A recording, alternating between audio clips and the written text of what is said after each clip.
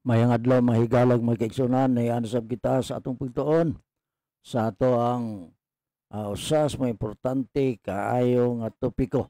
Gilalang ba sa Dios ang yawa? Mao kini ang pangutana mga kaigsunan sa entero nato pagtuon. Nining usas mo importante kaayo nga topiko nga makaplagan nato sa balaang kasulatan mga kaigsunan. No? So, sublion nato, gilalang ba sa Dios ang yawa, no? Niining atong ikaduhang pangutana, no? Magaingon dinhi unsa ang ngalan ni Satanas sa wala pa siya makasala, no? Asa siya nagpuyo? Mao kini ang pangutana nga atong hatagan sa pagpamalandong, no? So, what was Satan's name before he sinned? And where was he living? Mao kini mga higalag mga kaigsunan.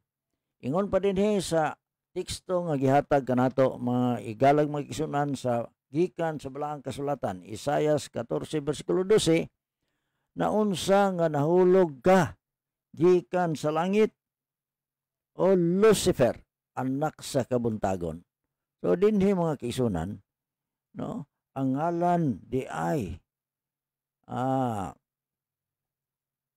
ni Satanas mga kaigsunan sa sinugdan, Lucifer. Unya ang nakanindot kay ang meaning di ay sa Lucifer, anak sa kabuntagon. Ha? So, alain pagkasulti, usa kanindot kaayo nga ngalan mga higala o mga kaigsunan. No? So, Lucifer, anak sa kabuntagon. No? So, dinhi ato makita nga hilabihan di ay kanindot sa ngalan ni Satanas o sa yawa mga higalag mag-isunan sa wala pa siya makasala.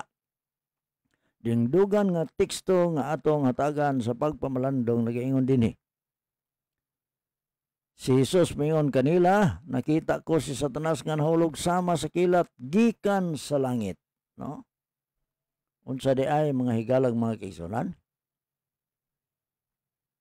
Ingon pa ni Ginoong Hesus, nahulog sama sa kilat gikan sa langit, no? Mao kini ang kahimtang ni Satanas mga higalag mga kaigsunan.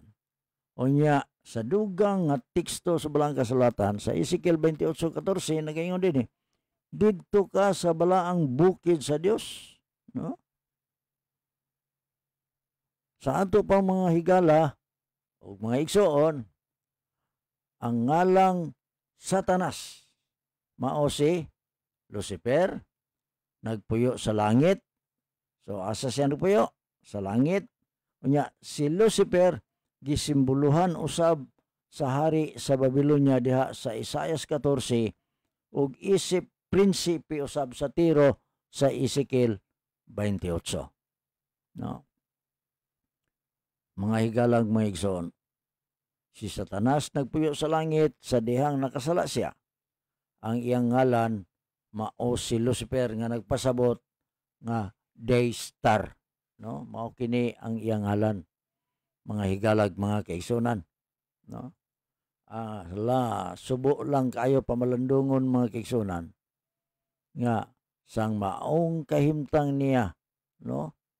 Nahulog siya mga higalag mga igsoon. So, sa sunod nato nga pagtuon atong tan-awon kung unsa ang hinungdan nganong nakasala siya. No? Ato nang tan-awon sa sunod mga higalag mga igsoon ug unsa ang hinungdan nga siya nakasala. No? Niining mao nga adlaw atong gikalipay ang kahigayunan diin kita nakahimo sa pagtuon. Balikon nato ang pangutana, unsa ang ngalan ni Satanas sa wala pa siya makasala? Asa siya nagpuyo? Nasulbad ang ato ang pagtuon. Niining maong adlaw.